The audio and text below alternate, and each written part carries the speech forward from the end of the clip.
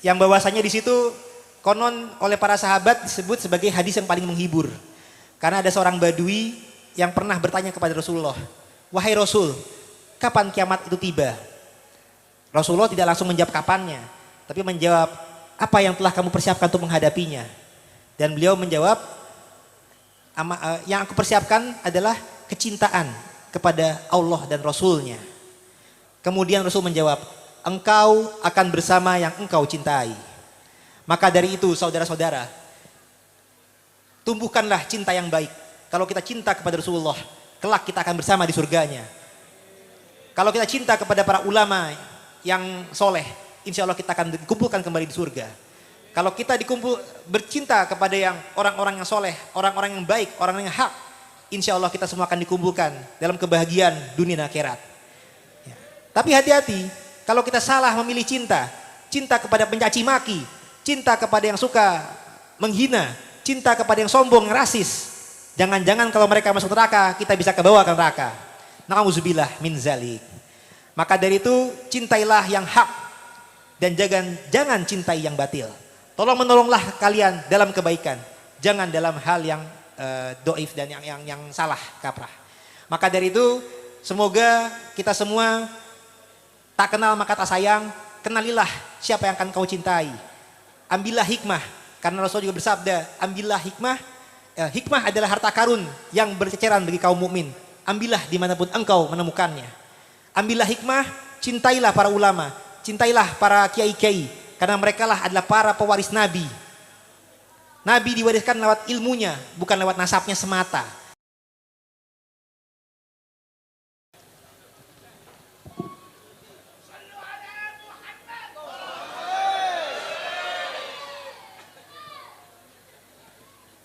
A'udzubillahi minasyaitonirrajim. Bismillahirrahmanirrahim. Assalamualaikum warahmatullahi wabarakatuh. Assalatu wassalamu ala asrafil anbiya mursalin Sayyidina Muhammad wa ala alihi wa sahbihi ajmain. Alhamdulillahirabbil alamin hamdan yuafi wa yukafi mazidah. Amma ba'du.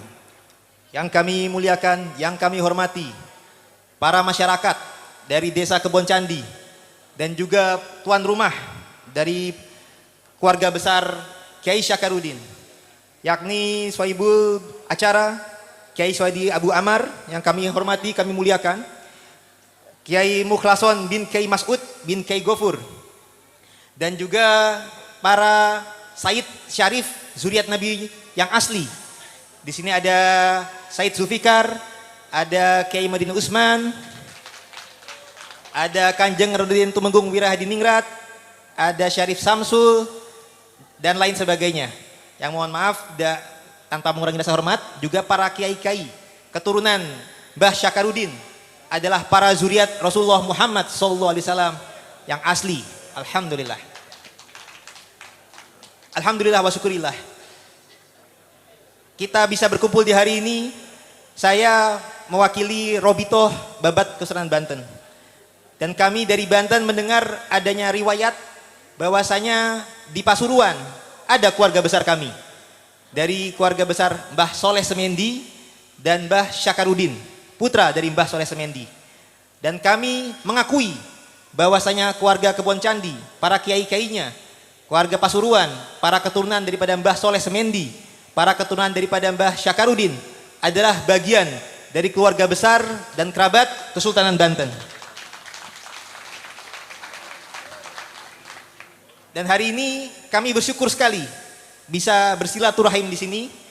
Ternyata kami bagaikan datang di Banten, karena ternyata banyak orang Pasuruan yang juga berdarah keturunan Banten. Dan alhamdulillah, Islam adalah agama yang mengajarkan kedamaian dan mengajarkan silaturahim. Agama Islam bukan hanya mengedepankan nasab, karena Rasulullah Muhammad SAW juga memiliki sahabat yang sejati, meskipun beliau bukan turunan Arab, yakni Salman Al-Farisi. Beliau adalah keturunan Persia, tapi ketika kedekatan, keakraban, kesolehan, dan juga samina wa ta'na kepada Rasulullah, Rasulullah juga menganggap beliau bagian dari keluarga besarnya, bagian daripada ahlul bait Nabi.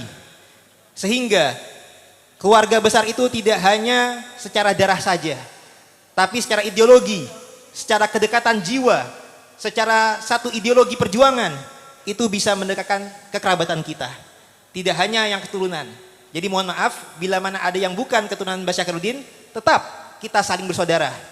Saudara satu iman, saudara satu agama Islam, saudara satu bangsa setanah air, dan insya Allah kita sebagai saudara sama umat Nabi Muhammad SAW.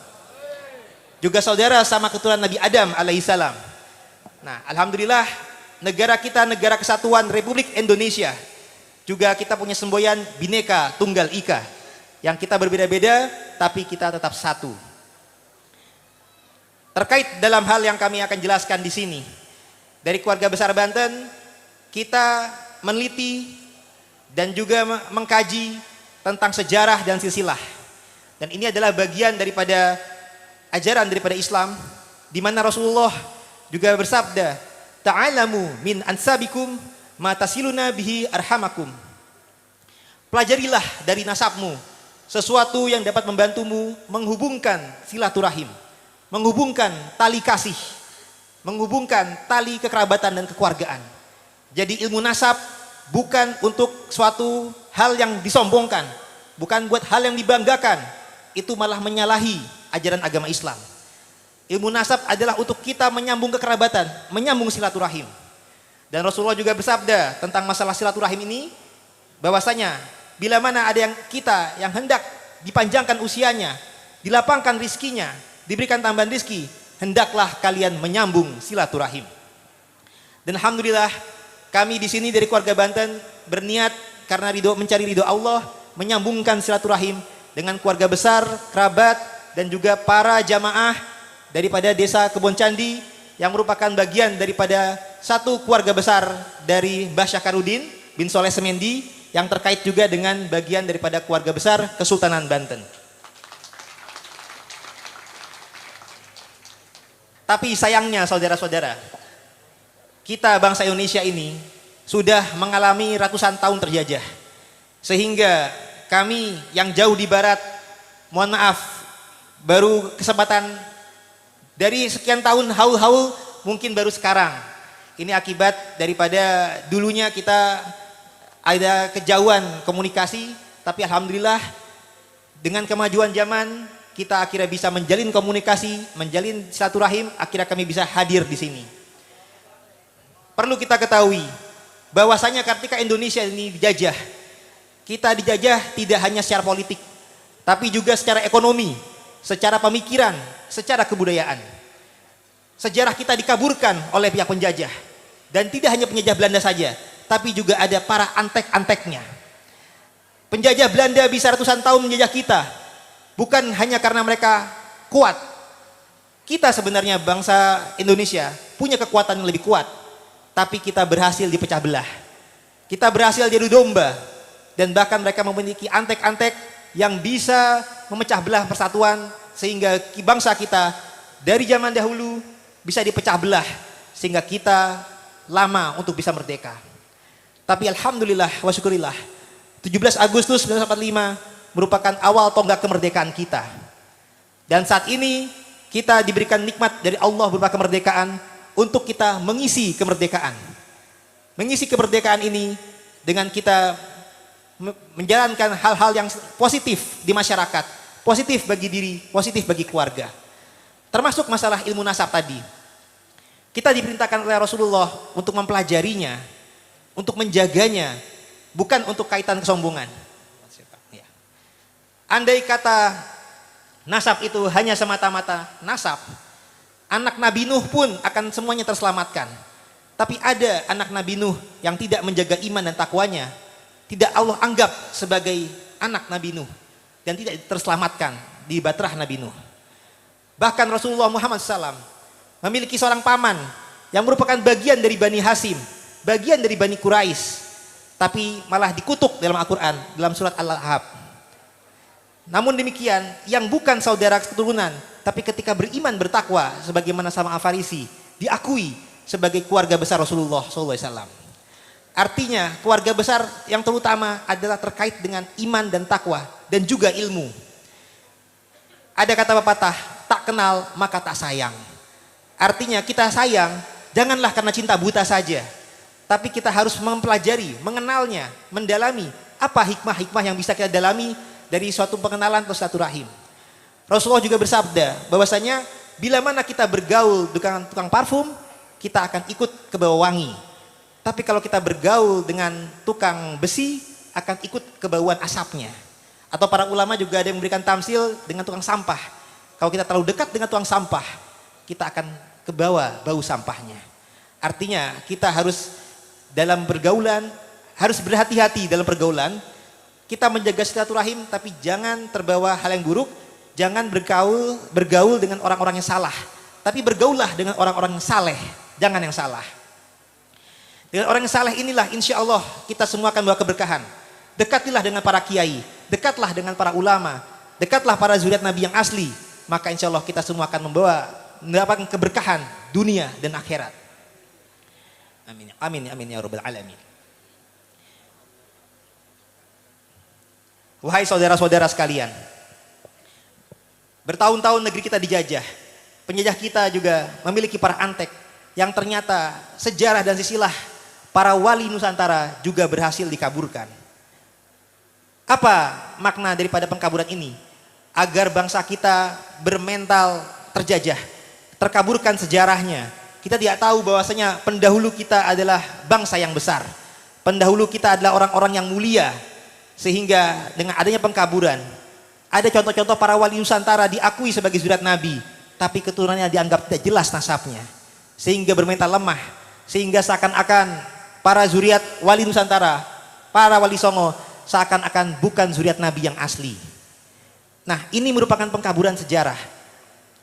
Yang semestinya apabila kita berguru bersanad kepada para kiai-kiai NU, ada ulama yang memiliki sanad juga kepada para wali Songo, kita semestinya mengakui bahwasanya para wali Songo adalah tokoh sejarah yang nyata yang memiliki silsilah kepada zuriat Rasulullah Muhammad SAW dan tetap memiliki keturunan sampai dengan sekarang.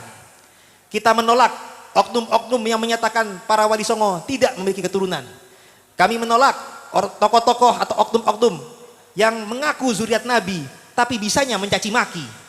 Mereka mencaci maki jangkrik, mereka mencaci maki curut.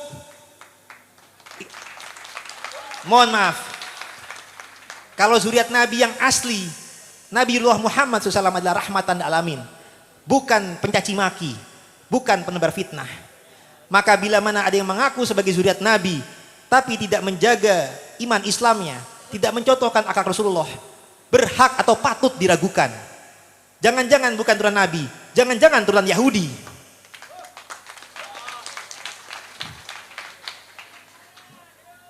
Maka dari itu saudara-saudara, kedatangan kami dari keluarga Banten juga dalam rangka menjelaskan dan meluruskan sejarah dan silsilah Mbah Syakaruddin bin Soleh Semendi ini.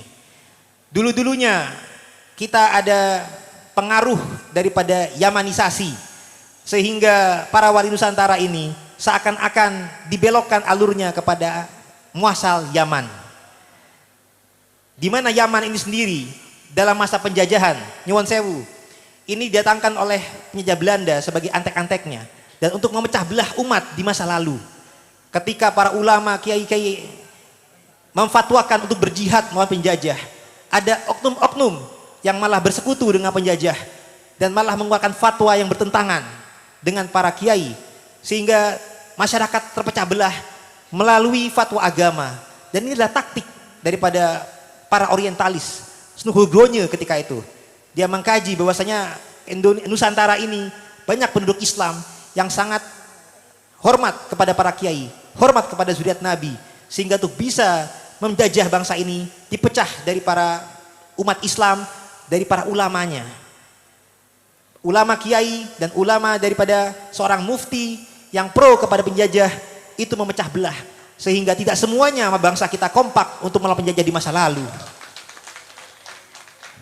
Kami prihatin, kami tidak ingin itu terulang kembali di masa kekinian. Kami tidak ingin keturunan-keturunan antek penjajah berhasil menguasai bangsa ini. Kami ingin bangsa ini dipimpin oleh pribumi bangsa ini, dari kalangan bangsa ini, dari seorang Islam keturunan ulama, keturunan kiai yang juga zuriat Nabi juga. Kami tidak ingin bangsa kita ini dipimpin oleh para orang-orang yang memiliki keturunan antek penjajah, yang tidak memiliki sifat pejuang dan tidak punya kepedulian atau kasih sayang pada umat, malah mengkapitalisasi umat, mengaku zuriat Nabi tapi malahan mencari keuntungan dari pengakuan itu, bukan karena tanggung jawabnya untuk mendidik umat, tapi mencari keuntungan dari umat. Ini yang kami prihatinkan. Mbah Soleh Sakarudin dan Mbah Soleh Semendi dalam penelitian terbaru kami ternyata bukan berasal dari Yaman. Di masa kekinian Allah telah membukakan pintu-pintu ilmiah, baik dari manuskrip yang kemudian ketemu dan juga data-data penelitian dari tes YDNA. Dari tes YDNA alhamdulillah terbukti bahwasanya meskipun wajah kami tidak terlalu ngarap, tapi alhamdulillah beberapa zuriat Wali Songo atau Wali Nusantara yang sudah dites, alhamdulillah masih ketemu kode mutasi genetik yang bersambung kepada Alul Bait Nabi.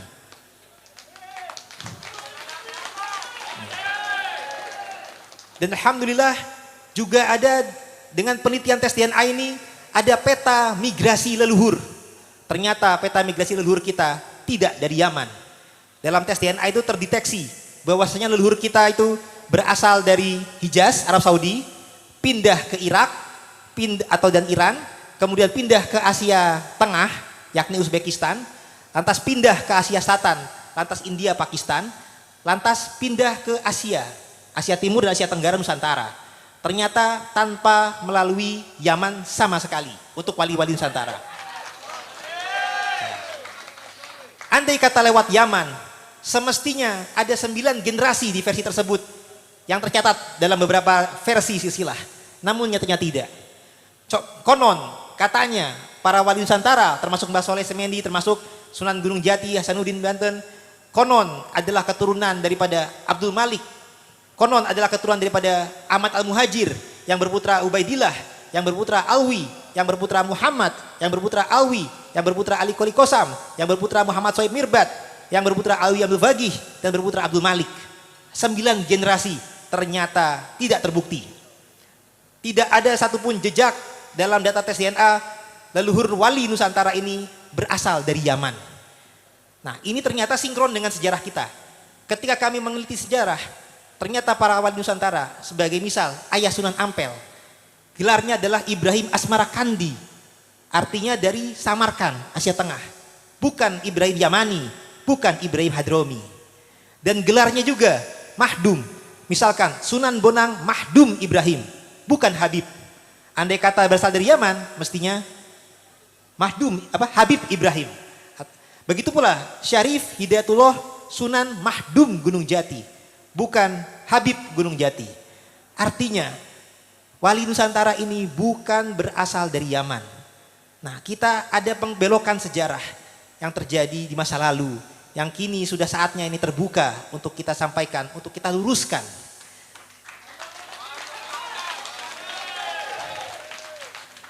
Ternyata wali Nusantara ini yang datang itu ada dari dua jalur. Ada yang dari jalur Maroko atau Maghrib, makanya ada para tokoh yang bergelar Maulana Maghribi, bukan Maulana Yamani, bukan Maulana Hadrami. Dan yang tadi dari Samarkand adalah para keturunan Imam Hussein, sedangkan yang dari Maghrib adalah para keturunan Imam Hasan. Nah, para keturunan Imam Hasan dan para Imam Hussein yang saling berkerabat dan saling menikah dan berketurunan daripada kedua jalur disebutnya Al-Hasanain. Dari jalur Maroko, ini adalah jalur keluarga Al-Jalani Al-Hasani. Dan dari jalur keluarga Uzbekistan atau Asia Tengah, itu adalah dari jalur Al-Bukhari, An-Naqawi, Al-Kazimi, Al-Husaini, bukan Ba'alawi. Jadi apabila masih ada yang menyatakan bahwasanya wali Nusantara keturunan Asmatkan Ba'alawi, mohon maaf. Itu adalah distorsi dan pengkaburan sejarah dan silsilah yang sudah mulai saatnya kita revisi. Adapun untuk Mbah Syakarudin, ternyata dalam silsilah yang kita temukan juga. Jadi penelitian kami juga mengkorroborasi dan mengkolaborasi data. Tidak hanya dengan data sepihak, tapi data-data berbagai daerah kami teliti dan perbandingkan. Ternyata di Pasuruan ini juga ada data berjudul manuskrip Podokaton. Dalam data manuskrip Podokaton ini, Mbah Syakarudin tercatat dengan gelar Kiai Kebon Candi. Dan ayah beliau tercatat dengan gelar Segoro Puro Sepuh. Ini adalah alias daripada Mbah Soleh Semendi. Sedangkan Kiai Sakarudin dicatat dengan gelar Kiai Kebon Candi. Dan ternyata Segoro Puro Sepuh ini bersaudara dengan Kiai Kanigoro yang merupakan alias daripada Soleh Semendi. Jadi ternyata data manuskrip Podokaton ini sendiri alhamdulillah sudah mulai terungkap. Mereka ini adalah kakak beradik, yakni Sulaiman Mojo Agung dengan Mbah Soleh Semendi. Dan mereka ini tercatat adalah anak daripada, kalau dalam data Kebon Candi, tercatatnya adalah anak daripada Sunan Cirebon ing Gunung Jati. Nah, berarti anaknya Sunan Gunung Jati. Tapi mohon maaf, ternyata setelah kita perbandingkan berdasarkan berbagai data, yang bergelar Sunan Gunung Jati ternyata lebih dari 1, bahkan ada 4. Demikian seperti Hamengkubuwono ada 1 sampai dengan 9. Sunan Giri juga ada lebih dari 1. Begitu pula Sunan Gunung Jati. Berdasarkan data Babat Kanoman, Babat Sumedang, Sunan Gunung Jati yang pertama adalah Syekh Datuk Kafi, yang nasabnya memang ke Al-Hasani. Beliaulah yang paling awal mendirikan pesantren atau semacam kasunanan di Gunung Jati. Itu adalah Syekh Datuk Kafi alias Syekh Idofi Mahdi. Beliau adalah Sunan Gunung Jati yang pertama. Sunan Gunung Jati kedua adalah menantu beliau, yakni Syarif Hidayatullah Sunan Mahdum Gunung Jati Al-Husaini. Jadi mertuanya Hasani, menantunya Husaini. Kami, keluarga Kesultanan Banten, dari garis laki bersambungnya kepada Syarif Hidayatullah Sunan Mahdum Gunung Jati yang kedua, yang jalur Al-Bukhari Al-Husaini. Tapi beberapa dari kami ada keturunan tautan garis perempuan kepada Syedatu Kafi. Syedatu Kafi tadi menurunkan keluarga jalur Sumedang dan jalur Arya Tangerang. Nah, dari jalur Arya Tangerang menurunkan pula saya, Kiai Imat, Kiai Maruf Amin, itu masih keluarga, ada tautan juga kepada Sunan Gunung Jati pertama. Untuk Sunan Gunung Jati yang kedua, itu menurunkan keluarga Kesultanan Cirebon dan Banten. Dan juga termasuk menurunkan nantinya dari garis ibu ke Mbah Syakarudin. Dari Sunan Gunung Jati yang ketiga, ini adalah menantu daripada Syarif Hidayatullah. Dalam data Serat Wali Sana, dicatat dengan gelar Said Zain. Kalau dalam data Tarikul Aulia Rembang, dicatat dengan gelar Abdul Qadir. Kalau dalam data Suma Oriental, dicatat dengan gelar Pate Qadir. Kalau dalam data Naskah Mertasinga Cirebon, Abdurrahman Al-Qadiri. Data lain Negara Kertabumi dan Carita Purwaka Caruban Nagari dicatat dengan gelar Pangeran Atas Angin dan juga alias Pangeran Raja Laut. Jadi aliasnya banyak sekali. Tapi tidak ada satupun yang mencatatnya sebagai Abdurrahman Basyeban. Itu mohon maaf tidak ada. Sehingga kalau kita merevisi kembali, ternyata luhur ini bukan Abdurrahman Basyeban Ba'alawi. Nyuwun sewu bagi yang masih megang versinya. Tapi kita menyesuaikan dengan data muasalnya Cirebon, ternyata menantu Syarif Hidayatullah yang ada adalah Abdurrahman Al-Qadiri. Dan dalam data manuskrip Keprabon yang berjudul Asal Usul Kesultanan Cirebon, dicatat dengan gelar Pangeran Raja Laut, yang di sana menyatakan dengan jelas bahwasanya beliau adalah keturunan daripada Syekh Abdul Qadir Al-Jalani Al-Hasani. Jadi ternyata ada pembelokan sejarah. Kita waktu itu awalnya taunya keturunan Abdurrahman Basyeban. Ternyata dalam peta Cirebon, saya nggak ketemu itu nama Abdurrahman Basyeban. Adanya Abdurrahman Al-Qadiri. Nah, ini mungkin sudah waktunya kita meluruskan sejarah. Bahwasanya ternyata ini keturunannya kepada Syekh Abdul Qadir Al-Jalani Sultanil Aulia. Jadi nasab garis laki daripada Said Syarif Syakarudin adalah bin Soleh Semendi. Alias juga tadi Soleh Semendi ini kalau dalam data Banten aliasnya Pangeran Winangun. Bin Abdurrahman Al-Qadiri, bin Ishak Tamsi, bin Maulana Ishak, bin Syekh Junaid, bin Abdul Qadir, bin Su'eb, bin Abdul Jabar, bin Abdul Rozak, bin Abdul Aziz, bin Ahmad, bin Soleh, bin Sultanul Aulia Syekh Abdul Qadir Al-Jalani Al-Hasani, bin Abu Soleh Musa Jan Kidausat, bin Abdullah, bin Yahya, bin Muhammad, bin Daud, bin Musa Al-Sani, bin Abdullah Al-Sani, bin Musa Al-Jun, bin Abdullah Al-Kamil, bin Hasan Al-Mutsana, bin Hasan Al-Mujtaba, bin Imam Ali bin Abi Thalib yang menikah dengan Sayyidah Fatimah Zahra binti Rasulullah Muhammad sallallahu alaihi wasallam. Jadi ternyata malah keturunan Sultanil Aulia Syekh Abdul Qadir. Ini malah gurunya atau kakek guru daripada Muhammad Faqih Muqaddam. Muhammad Faqih Muqaddam yang kita ketahui adalah leluhur para habaib. atau sebagian habaib yang dari jalur As-Sagaf, atas Ali dan lain-lain ternyata memiliki sanad ilmu kepada Abu Madian.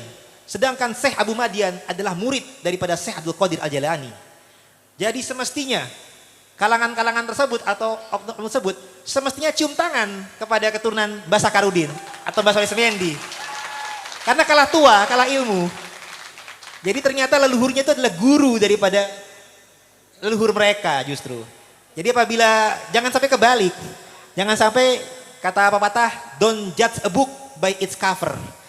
Jadi mentang-mentang yang itu terlihat Arab, terlihat ngarab, sehingga lebih diyakini mereka. Nyuwun sewu. Ini namanya darah itu meskipun wajah kita, karena leluhur-leluhur kita itu dalam berdakwah itu Islam rahmatan lil alamin. Sehingga mereka tidak rasis. Mereka ketika sampai ke Nusantara menikah dengan wanita setempat, mereka berbaur, mereka mau merangkul, mereka mau berasimilasi para leluhur di Nusantara.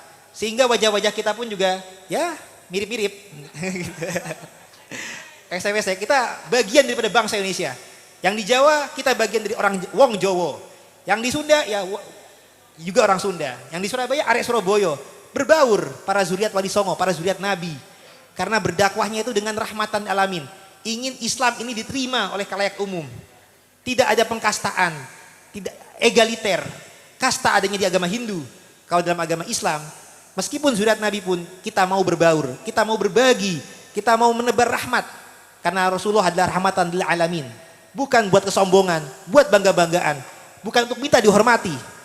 Bukan dengan kalimat, siapa yang cucu Nabi? Aneh apa ente? Bukan demikian. Kalau sombong jangan-jangan bukan turunan Nabi, tapi turunan Yahudi atau turunan iblis. Karena di dalam Al-Quran, yang mencontohkan kesombongan dengan muasalnya adalah iblis. Yang mensombongkan muasal dari api. Sedangkan kalau zuriat Nabi yang asli, insya Allah meskipun menjaga nasabnya, tapi bukan buat disombongkan, tapi untuk berbagi keberkahan, berbagi ilmu, berbagi kasih sayang, merangkul, bukan memukul. Kalau ada yang sifatnya mencaci maki, perlu diragukan. Nah, itu adalah yang tadi saya jelaskan juga silsilah dari garis bapak daripada Syarif Sakarudin Al-Hasanain. Kenapa kita sebut Al-Hasanain? Karena dari garis bapaknya ke Ajalin Hasani, ternyata ibunya pun bersambung ke Sayyidina Husain. Tapi bukan melalui jalur Ba'alawi. Dalam data kami, ternyata Soleh Semendi itu bukan anak Maulana Hasanuddin Banten. Tapi ternyata adalah menantu. Dalam data Banten catat dengan gelar Pangeran Winangun. Sehingga karena menantu berarti istrinya adalah putri Maulana Hasanuddin Banten. Dan tercatat dengan gelar Ratu Keben. Nah inilah adalah ibunya daripada Mbah Syakarudin. Jadi ibunya daripada Mbah Syakarudin adalah Ratu Keben binti Maulana Hasanuddin Banten bin Syarif Hidayatullah Sunan Gunung Jati. Nah ini Sunan Gunung Jati yang kedua. Kalau tadi yang ayahnya Soleh Semendi Sunan Gunung Jati yang ketiga. Nah tadi lupa saya sebut Sunan Gunung Jati yang keempat ada lagi namanya Fatahillah atau Fadilah Khan Al-Husaini. Jadi yang pertama tadi Nyon Sewu Syaratul Kafi Al-Hasani, Sunan Gunung Jati kedua Syarif Hidayatullah Al-Husaini, yang ketiga Abdurrahman Al-Qadiri bukan Basyeban adalah Al-Jalin Hasani, yang keempat Fatahillah atau Fadilah Khan Al-Husaini. Nah dengan mengetahui ada 4 Sunan Gunung Jati, kita mencegah ada distorsi dan ketertukaran nasab. Jadi kalau Sunan Gunung Jati pertama menurunkannya jalur Sumedang dan Tangerang. Sunan Gunung Jati kedua menurunkan Kesultanan Cirebon dan Banten. Sunan Gunung Jati ketiga menurunkan keluarga Soleh Semendi, keluarga termasuk Sulaiman Mojo Agung. Termasuk ternyata Abdurrahman Al-Qadiri ini punya istri ada 4. Setelah kami teliti berbagai data. Istri pertama Rubiah Bekti itu dari putri desa Jambu Karang menurunkan para pemimpin ulama di Cahyana Banyumas Jawa Tengah dan para dipati Bandung Jawa Barat. Pendakwah yang terkenal saat ini semisal Saif Alwi Krawang itu bagian daripada keturunan Sunan Gunung Jati ketiga juga dari istri pertama. Dari istri kedua Ratu Winaon binti Syarif Hidayatullah memiliki putra Abdul Malik alias Tubagus Angke Pangeran Jakarta dan juga memiliki putri Syarifah Khadijah Permaisuri Sultan Banten kedua. Lantas dari istri ketiga ini adalah putri daripada Syekh Jakandar Bangkalan dan ini memiliki putri Sufiyah istri Sunan Derajat dalam data Tarikul Aulia dan juga memiliki putra Sunan Jepara. alias Abdul Jalil yang meneruskan sesi Tijenar yang kedua. Jadi jalurnya ada 2 sesi Tijenar, nah ini yang sesi Tijenar kedua, namanya adalah Sunan Jepara. Dari istri keempat, inilah yang berasal dari Malaka, tapi terah Sunan Ampel. Jadi yang istri keempat daripada Abdurrahman Al-Qadiri, bukan Basyeban, dikenal dengan nama Syarifah Khadijah. Syarifah Khadijah ini dalam keluarga riwayat Sunan Derajat, kita temukan adalah putri daripada Alwiyah binti Sunan Ampel. Jadi bukan putri Syarif Hidayatullah. Nah sedangkan Alwiyah memiliki alias Nyai Ageng Malaka, ternyata adalah istri daripada Khalifah Haji Usman bin Ali Murtado bin Ibrahim Asmarakandi bin Jumadil Kubro Al-Husaini. Jadi ternyata banyak hal-hal yang distorsi yang sekarang ini mulai waktunya kita luruskan. Nah dari istri keempat inilah berputra Sulaiman, yang pertama Soleh Semeni lebih dulu, baru Sulaiman Mojo Agung. Itu empat istri dan keturunan daripada Abdurrahman Al-Qadiri, non Basyeban. Nah sedangkan kalau Fatahilah atau Sunan Gunung Jati yang keempat atau Fadilah Khan, ini berketurunan kalau garis perempuan di Cirebon, kalau garis laki itu di Lampung. Contohnya pahlawan Raden Inten, itu adalah keturunan Sunan Gunung Jati yang keempat. Dan juga di Palembang ada para Kemas dan Ki Agung dan Ki Agus, beberapa jalur itu dari Sunan Gunung Jati keempat. Jadi ternyata ada lebih daripada satu Sunan Gunung Jati, sehingga dulu tuh sempat ada perselisihan. Gunung Jati ada yang Hasani, ada yang Husaini. Setelah kami periksa, memang ada yang Hasani, memang ada yang Husaini. Nah untuk Mbak Soleh Semeni garis lakinya Hasani, tapi garis ibunya Al-Husaini, yakni Ratu Keben binti Maulana Hasanuddin Banten bin Syarif Hidayatullah Sunan Gunung Jati bin Syarif Abdullah Umyatuddin bin Ali Nurul Alam bin Jamuddin Akbar Al-Husaini. Nah sampai sini versinya masih sama dengan versi sebelumnya. Di atasnya baru bin Mahmud Nasiruddin. Nah ini kalau Jamuddin Akbar Al-Husaini ini kalau dalam bahasa Jawa aliasnya Jumadil Kubro. Kalau Mahmud Nasiruddin aliasnya adalah Mahmud Dinil Kubro. Baru beliau bin Jalaluddin Hussein bin Ahmad Kabir bin Hussein Jalaluddin bin Ali bin Ja'far bin Muhammad bin Mahmud bin Ahmad bin Abdullah bin Ali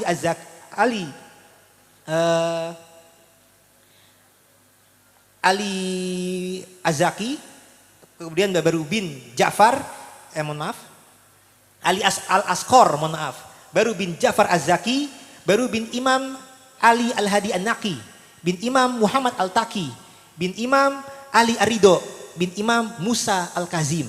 Nah sebelumnya dilencengkan, bukan kepada Imam Musa Al-Kazim tapi kepada adiknya Ali Uraid. Ternyata kakaknya Imam Musa Al-Kazim, bin Ja'far Shodiq, bin Muhammad Al-Bagir, bin Imam Ali Zainal Abidin, bin Imam Hussein, bin Imam Ali bin Abi Thalib yang menikah dengan Sayyidah Fatimah Zahra binti Rasulullah Muhammad sallallahu alaihi wasallam. Jadi ternyata bukan dari jalur Ba'alawi, ada yang Hasani, ada yang Husaini, mereka saling berkerabat. Hasaninya pun Al-Jalali ini juga memiliki DNA yang sama, itu dari Hijaz ke Irak, Iran, kemudian ke Pakistan. Nah dari Pakistan ada persinggahan ke Maroko. Ada persinggahan ke Maroko, baru mereka ke Asia dan akhirnya nyampailah kepada kita-kita. Artinya ini para leluhur kita ini luar biasa. Mereka demi dakwah mau pindah ke Nusantara. Beda dengan jalur lain. Mereka pindah untuk mencari nasib yang lebih baik.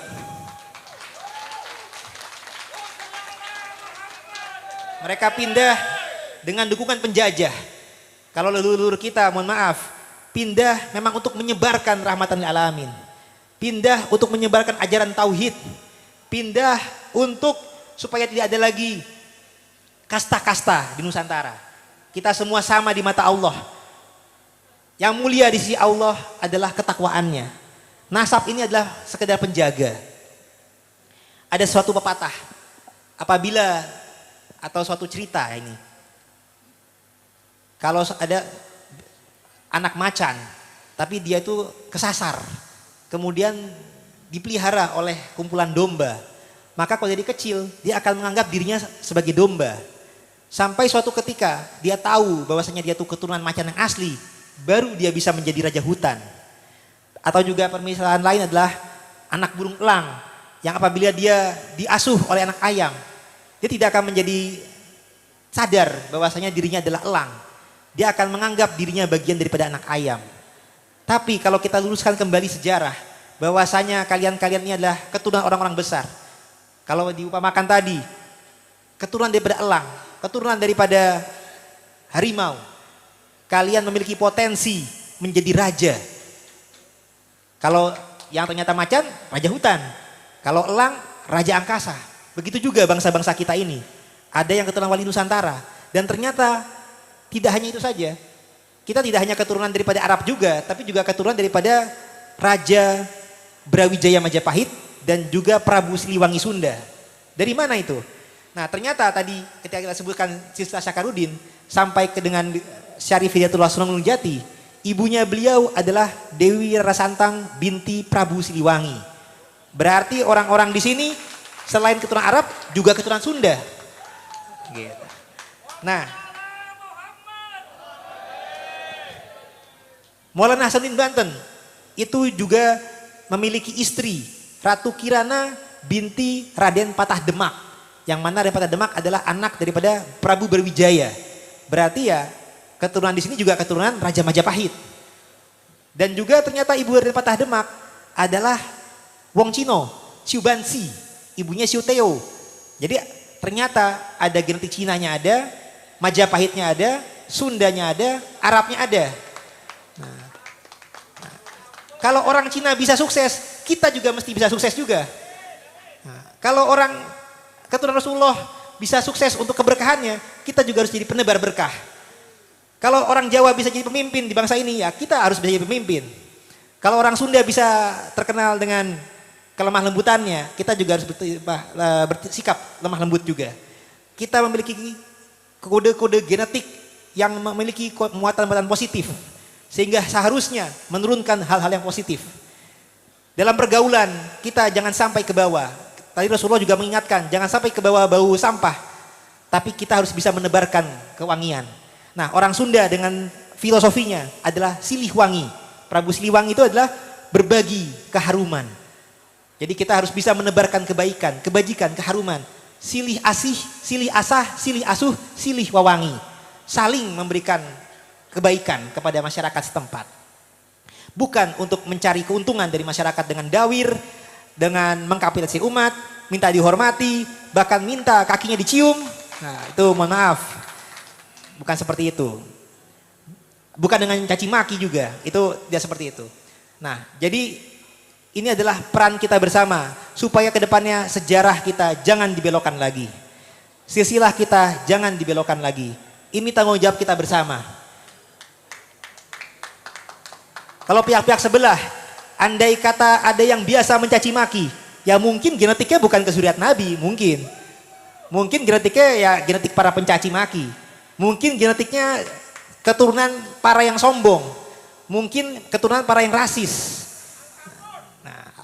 Ya, alhamdulillah. Nah, kalau kita berhati-hati, jangan seperti itu. Kita harus bisa menebarkan kebaikan di mana-mana. Nah, mungkin sekian dari kami. Intinya alhamdulillah sudah kami sampaikan bahwasanya di sini kita semua memiliki keberkahan. Dan juga Rasulullah memiliki hadis yang bahwasanya di situ konon oleh para sahabat disebut sebagai hadis yang paling menghibur. Karena ada seorang badui yang pernah bertanya kepada Rasulullah, "Wahai Rasul, kapan kiamat itu tiba?" Rasulullah tidak langsung menjawab kapannya, tapi menjawab apa yang telah kamu persiapkan untuk menghadapinya. Dan beliau menjawab, yang aku persiapkan adalah kecintaan kepada Allah dan Rasulnya.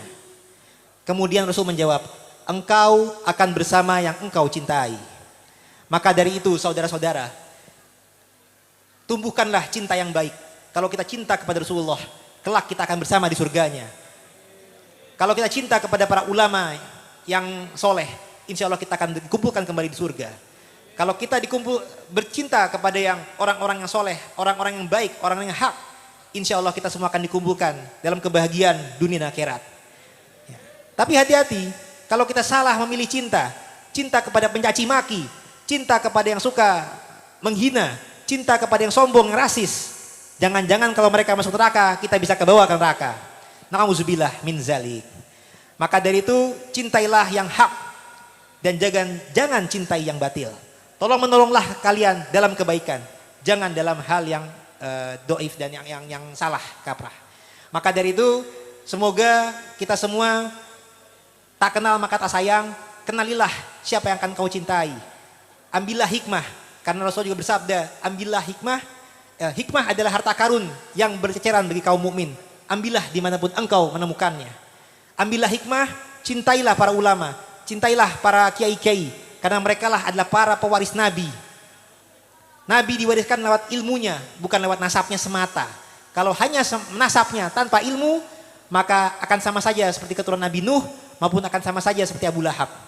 Nauzubillah min zalik, kita hindari itu. Mungkin sekian dari kami, kurang lebihnya saya mohon dimaafkan. Wallahu muwaffiq ila aqwamit thoriq. Assalamualaikum warahmatullahi wabarakatuh.